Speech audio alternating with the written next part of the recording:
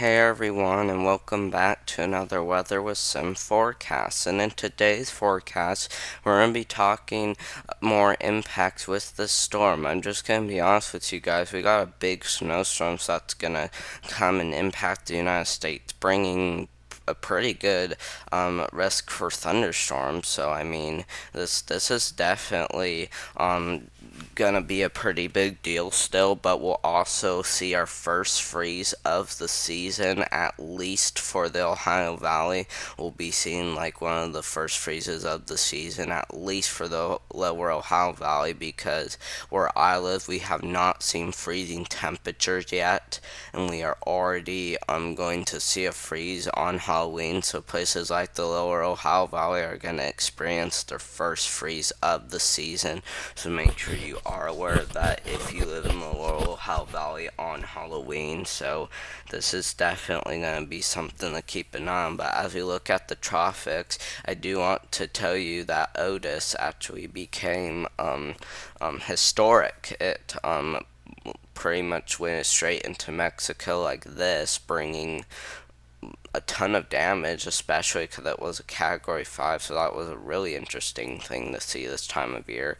But if you look, we got a lot of development already this time of year, and this could continue through November and maybe even into December, depending on how warm the waters will stick around. But I mean, we don't usually see a ton of development this time of year. I mean, maybe a little bit, but like just this much development is pretty significant. Okay, but if you look, Tammy has already died down and posted out of the tropical cyclone, but as you see, he could gain strength again and maybe head right towards Bermuda and onto the east coast, depending on how this jet stream plays out. Because if there's low wind shear in that area and the wind shear is pushing it this way, we will likely see some impacts to the United States.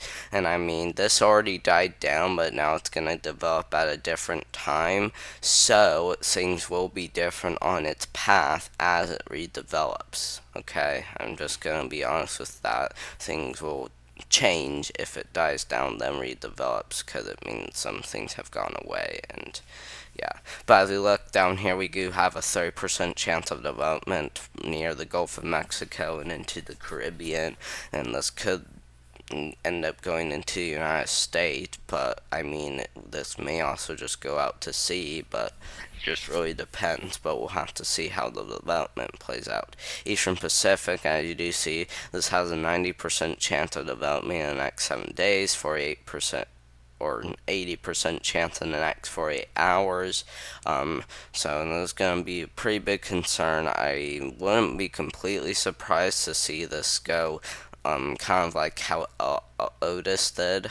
So I mean, it's definitely concerning that we saw one of our first Category 5 hurricanes, actually one of our strongest Category 5 hurricanes ever to occur in the Pacific. So that's kind of why it became historic. But we also got a 20% chance of the next 70 hours. Storm predictions and outlook, as you do see, we got a few general risks every day, anywhere from today through Sunday, because I see today is Friday, tomorrow's Saturday, and then it will be Sunday after Saturday. So as you see, we'll continue to see general risks for pretty much the same areas. And if you're wondering what this is, that just will continue till 7 a.m. this morning, so just don't worry about it. It's not really today's outlook. So Climate Prediction Center outlook, as you do see, we do have a chance for pretty well below average temperatures. Again, we may be talking about a little bit more frost or freeze, but as you see, for the entire west coast, we're talking above average temperatures. Same goes for Alaska, and same goes for southern Florida. But if you look over here, the northwest United States seem well above average precipitation. We're also talking about it for much of the eastern United States. We may even see some above for Florida too as well, so make sure you guys are being aware of that in Florida, because you guys are going to continue to see chances for above average precipitation. But if you look, we are seeing below average precipitation for pretty much the western half of Alaska, but over here towards the eastern half, we are kind of seeing some near normal to slightly above average precipitation. So it is something to keep an eye on. We are even talking about it for Hawaii, some below average precipitation. So make sure you guys are being aware of that. Temperature wise, if you do see, we do have a slight chance for well below average temperatures. This includes the lower Ohio Valley getting all the way down into the south. We do have a wind outlook for the west coast. This heads from northern Washington all the way down to southern Oregon. This does include the west coast on both. And as you do see, there's no snow outlook yet, but there is a precipitation outlook, and we do got a moderate risk for heavy precipitation across the west coast, while we do have that slight risk behind it, and that will be anywhere from November 3rd to November 5. So make sure you guys are being aware of that when we get to November 3. So yeah, but as we do take a look at the National Weather Service outlooks, as you do see, we do have some pretty active freeze warnings across the upper Mississippi Valley getting down into Iowa, and then even some frost advisories across southeast Nebraska getting down into Kansas. We also may see some. Let's see what these are. Oh, these are wind advisory. Holy moly! We actually got a lot of active warnings across California. Let's see. I'm kind of wondering in San Francisco. Let's see. We're gonna go ahead and click on it, and we're gonna see what active warnings they have. Do they have any active warnings? Because for a second it kind of looked like they did, but it doesn't look like they do. But sounds like if we click on this is wind advisory and fire weather watch, and then up here we do have those frost freeze watches and hard freeze warnings in effect. So it will be pretty active. I'm not joking, it will be pretty active across this half of California, at least the northern half, for like San Francisco is, getting into Sacramento, and even lots of the west coast in northern California. So it will be very active across this area, especially if you got any vacation plans for this area. And we even are talking hard freeze warnings in effect for eastern or western Oregon getting into western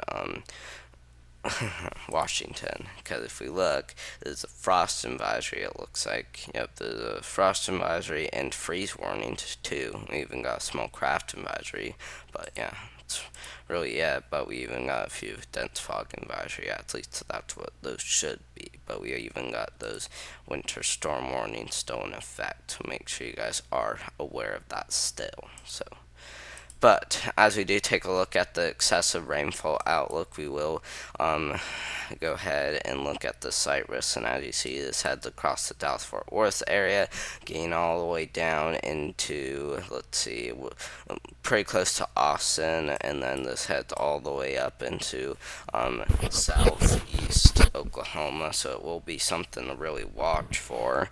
And I mean, this is something to really keep an eye on, because if you look, we're definitely talking some active flooding today, but not like widespread. But day 2 outlook, as you do see, this actually does extend a little bit in the southwest Indiana, maybe a little bit farther in the southwest Indiana can be expected, but that's really the most extend of this we do expect. But as we do look at day 2, similar thing, but extends a little bit farther down south. Day 4, as you see, there is pretty much a 0% chance. Day 5, there's pretty much a 0% chance, or at least less than 5, but I call it a 0 because you're talking near 0% chance of flash flooding. But as we do take a look at, let's see, I do want to let you guys know that day 1 outlook was today, day 2 is tomorrow, day 3 is Sunday, and day 4 is Monday, and day 5 is Tuesday. Okay, just letting you guys know. But as we do take a look at the radar, we'll go ahead and take this forward, and as you see, we may be talking some freezing rain over here across like northern Texas Texas or the Panhandle, Texas, getting into a little bit of Kansas. We'll go ahead and take this forward. And as you see, we may be talking some active rounds of showers and even some thunderstorms on Monday.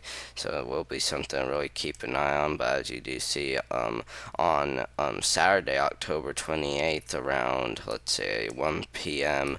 or even 7 p.m., we may be talking some thunderstorms across this area. And as you see, this goes pretty far out, but there's like 9 hours. Let's see, what is the best thing? There's like 5 hours between every move of this thing. So I mean, this doesn't really show the exact timing on how it's gonna be out the day. This just gives you an idea of how it will be playing out throughout the day. And I do too. We may be talking a few rounds of showers and even some thunderstorms on November 11th. So it's something to really keep an eye on if you can, especially because we'll be seeing some active storms on October 30th. Excuse me, October 30th.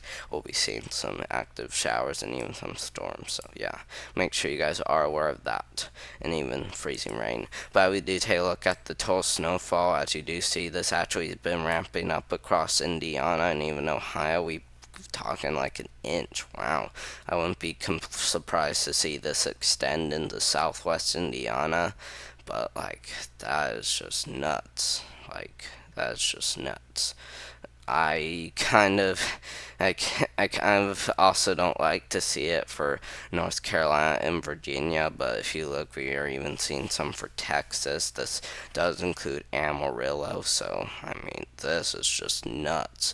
Winter probably has already started right now. I know it's not the first day of winter, but I mean, winter has already started. Like, for how much snow we're already seeing, winter has already started. I'm kind of freaking out about it, but God bless you all if you guys are all seeing some pretty active snowfall or even unusual snowfall in a lot of areas. But like, I can't believe winter has already just started. It's already getting active even across the Ohio Valley. So yeah, it's definitely something to keep an eye on. But as we do take a look at the precipitation outlook, that is anywhere from now to November 11th, and as you see, we could be talking about up to 2 to 3 inches of rainfall for like southern Indiana, getting down in the southern Illinois, western Kentucky, western Tennessee, southern Missouri, all of Arkansas, and then down in the Dallas Fort Worth area. But like right here by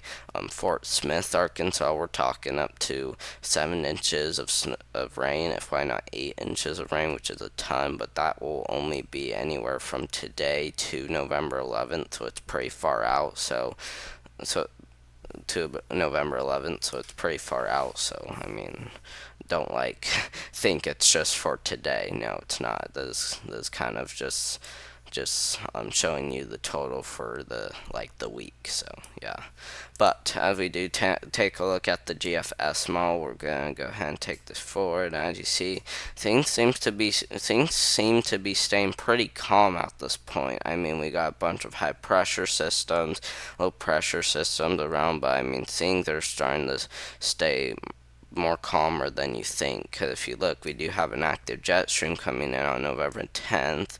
Could see an active severe weather event, but it just really depends. But I mean, we're still seeing like a low pressure system here. I think this is gonna be what's gonna bring a little bit of snowfall to the Ohio Valley. But I mean, we're talking maybe some active storms, but I mean, if you just look, most of this map does show blue on it, because if you look, we're just continuing to see a little bit of blue and even some green. But if you look, this is where it gets active, is on November 10th, so we will have to see what happens on November 10th. But other than that, it looks to seem pretty calm, which is good. But as we do take a look at the temperatures, this is the regular temperatures at what it is right now. And as you see, for our temps, we're talking up to we're talking in the 60s around 7 a.m. today. We'll go ahead and take this forward, and as you see, it will continue to warm up to the 80s. And as we take this forward, it will continue to get cooler and cooler as we keep getting forward. So this will pretty much be our last day that we see very warm temperatures across this area. Then our cold front will immediately start coming through. Cause if you look, guys, we are seeing some 30s and even some 50s across Florida. That's what I'm saying. We may see some record temperatures down here to the south, but it just really depends on how this plays out. Okay.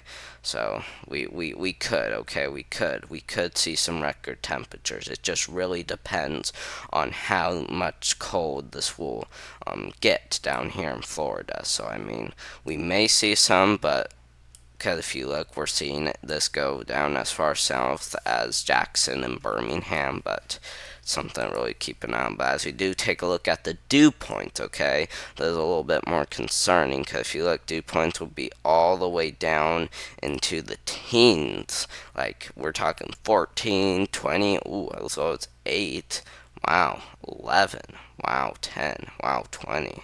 That's a low dew point. If you look, we'll continue to see low dew points for the panhandle of Florida. We'll go ahead and take this forward. As you see, we'll continue to see more freezing dew point. So, I mean, this is just nuts. Like, that's what I'm saying. We may be talking some record temperatures for this area. So, yeah.